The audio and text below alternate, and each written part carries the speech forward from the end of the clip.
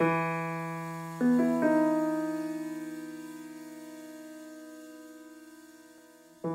m'appelle Marc Jean, j'ai 74 ans, résident à Nelson Mandela. J'ai quitté la marine dans les années 63.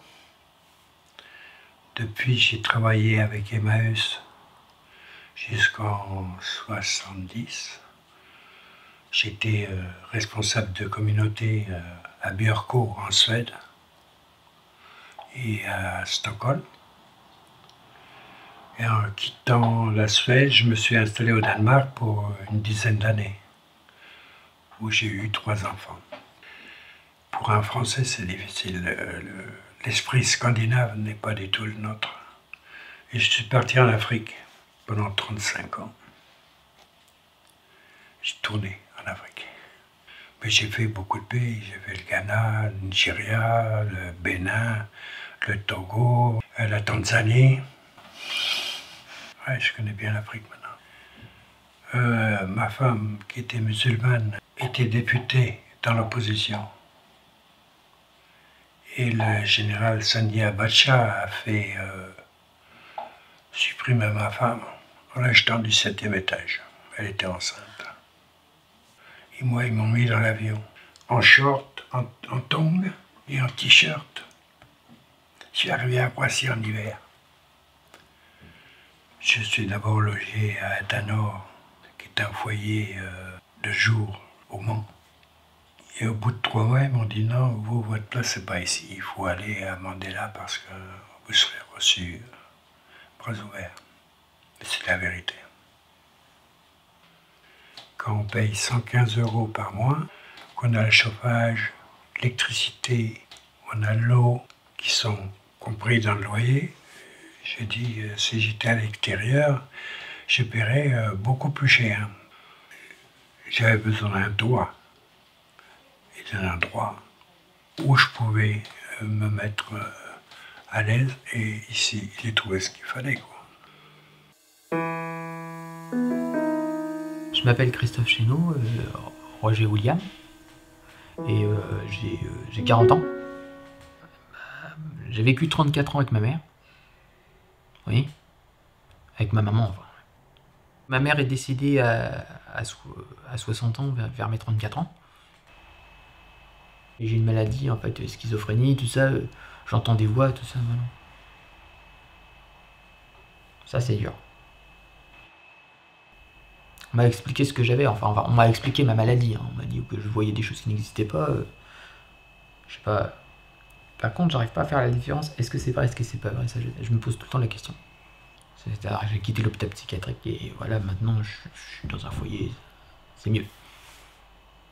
On m'avait même proposé appartement thérapeutique, mais j'ai pas voulu parce que ça me faisait être avec des gens et puis j'avais peur de pas avoir d'intimité. Vous voyez, l'intimité, c'est important. Parce que ça gêne, le manque d'intimité, ça gêne. Vous croyez pas? Que j'ai réussi durement à gagner mon foyer. J'ai eu un soulagement quand je suis entré dans le foyer. J'ai eu un soulagement parce que je me suis dit, ça y est, j'ai un toit sur la tête. Vous voyez?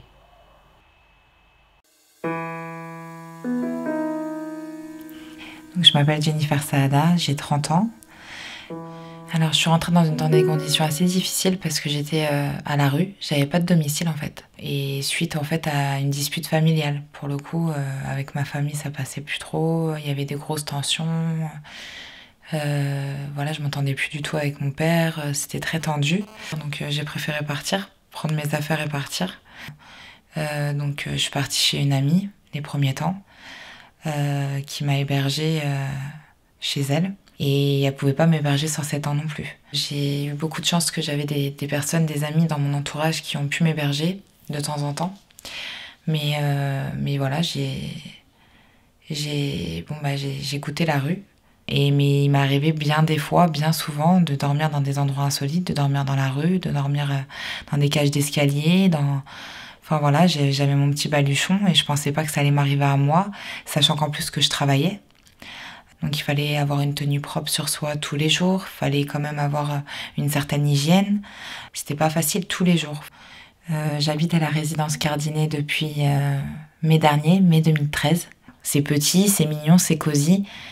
Ce qu'il faudrait pour que je sois parfaitement chez moi ici, c'est pouvoir au moins à minima choisir mes meubles. Avoir une certaine personnalisation du lieu. De pouvoir mettre une âme à ce logement en fait. Et pourquoi pas de laisser une petite empreinte. Il y a un règlement intérieur à respecter. On ne doit pas ramener des personnes après 22 heures. Alors moi j'ai 30 ans, je sais que de mettre un ami dehors ou une amie dehors à avant 22 heures, je trouve ça complètement aberrant, quoi, parce qu'on arrive à un âge où on est conscient qu'il faut pas faire de bruit par rapport aux voisins, que, bon voilà, il y a une nuisance sonore à respecter. Après, c'est un règlement qu'il faut suivre pour une période. Et après, si ça peut nous donner l'opportunité par la suite d'avoir un logement notre logement, notre futur logement, enfin moi je dis oui.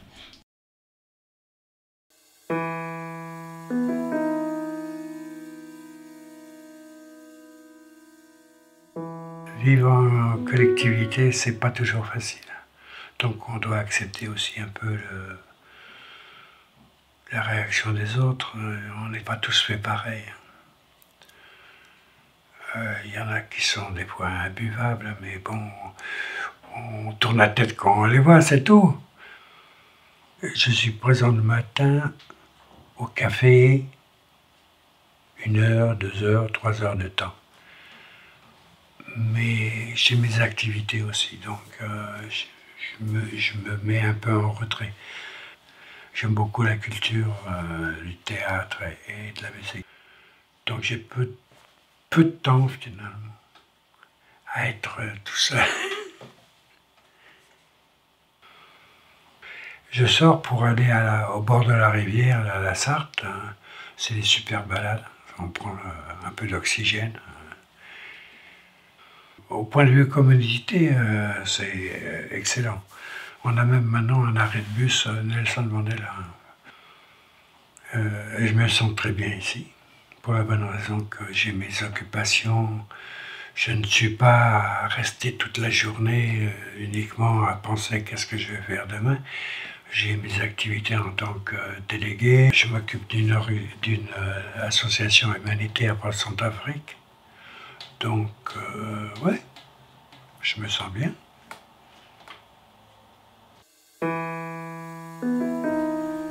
On n'a pas tous un caractère facile. Hein. Des fois, j'ai des contacts faciles, mais des fois, j'ai aussi mon caractère.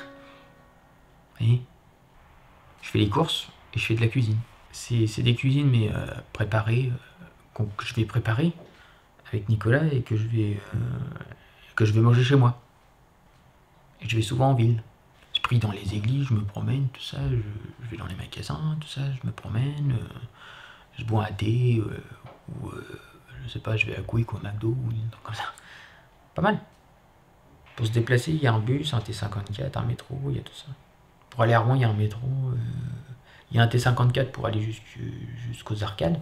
Trop en ville, j'aime pas parce que c'est trop dynamique, c'est trop nerveux. Il y a trop de nervosité, je trouve. Ça me stresserait. Et on aime bien aussi se retirer un peu de temps en temps. Être un peu seul. Ça fait du bien aussi. Alors quand j'arrive ici déjà, je sors du métro, je vois le quartier, je me dis c'est plutôt agréable. Il y a des cafés, des brasseries, il y a un marché, ça vit, il y a de la vie. En plus moi qui a quand même de longues journées, je commence à 8h du matin et je termine à 19h30 le soir, donc le temps de rentrer à la maison, il y a quand même des choses ouvertes à l'heure où je rentre, donc c'est plutôt sympathique. Un Franprix à côté qui ferme à 22h, ça c'est juste du jamais vu, quoi. C'est tip top. J'aime beaucoup où la résidence est implantée. Les voisins sont corrects pour la plupart. Franchement, c'est ambiance jeune, mais à la fois, voilà, chacun fait sa petite vie. C'est agréable. J'ai pas vraiment consacré de temps, on va dire, à mon voisinage. Parce que je rentre le soir, il est tard, j'ai faim, j'ai envie d'une chose, c'est de me reposer. C'est vrai que par contre, si on a besoin de quoi que ce soit, on peut frapper aux portes, il n'y a pas de souci. J'ai pas de souvenirs particuliers ou de grandes amitiés qui se sont créées ici. Mais de belles rencontres, ouais.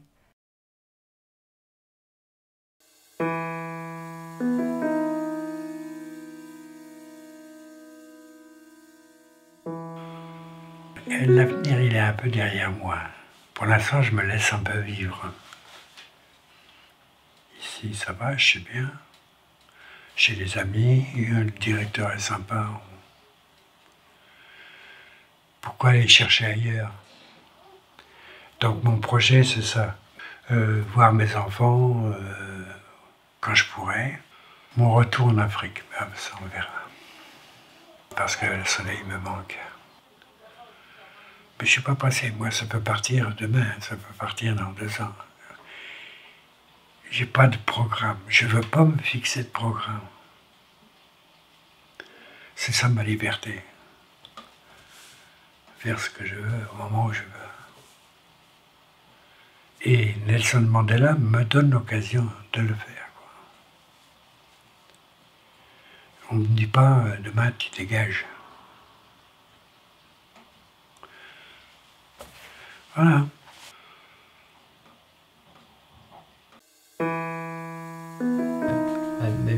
Ma vie serait, j'ai envie que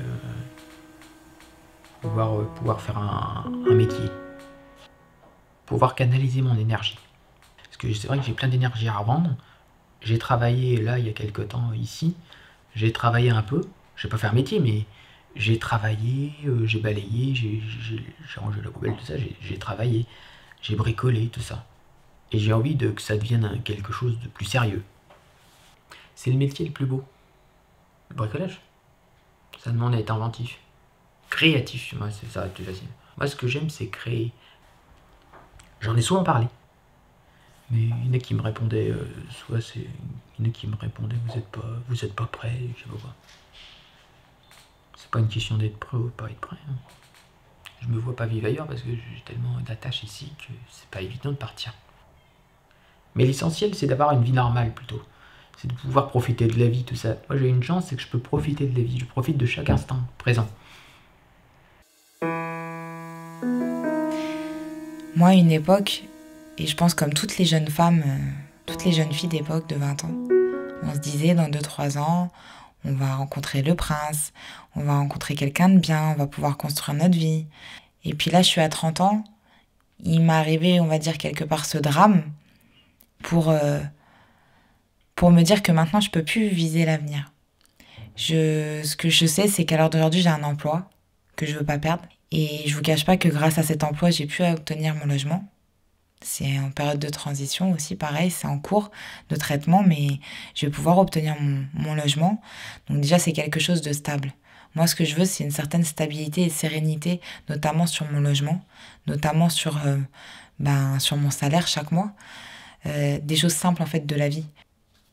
Depuis, j'ai de nouveau recréé un lien avec ma famille. Donc voilà, d'ailleurs, on était tous ensemble pour mes 30 ans. Et cette rupture familiale, elle est loin derrière moi et je veux plus jamais en entendre parler. Ça nous a permis de nous rapprocher, en fait, tout simplement. Et de laisser la place, en fait, à nos vies respectives. Voilà, chacun fait sa vie maintenant, mais chacun pense à l'autre. Qu'avant, c'était pas ça. C'était chacun empiétait sur l'espace de l'autre et on se comprenait pas. Si j'arrive déjà à me dire que sur une dizaine d'années, je vais pouvoir avoir un logement.